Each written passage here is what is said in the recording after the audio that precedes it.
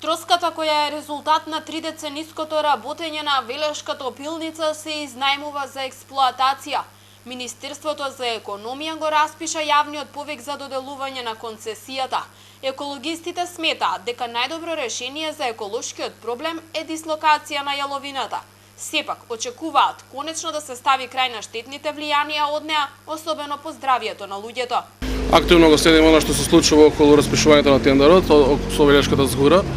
Веќе подолги години таа представува континуирано закана за здравието на велешани и ние искрено се надеваме дека после 12 години од затворањето на топилницата овој нелегално оставен отпад од нивна страна дека ќе биде соодветно третиран, односно дислоциран од местото каде што се наоѓа.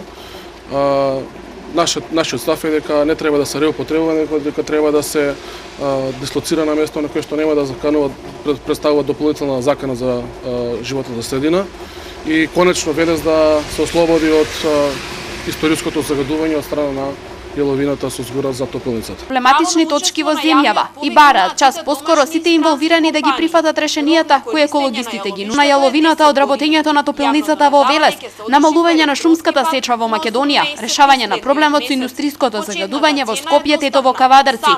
Ова се само дел од 10 таргетирани точки на екологистите. Дозволите сепак треба да ги даде Министерството за екологија во однос на заштита на животната средина.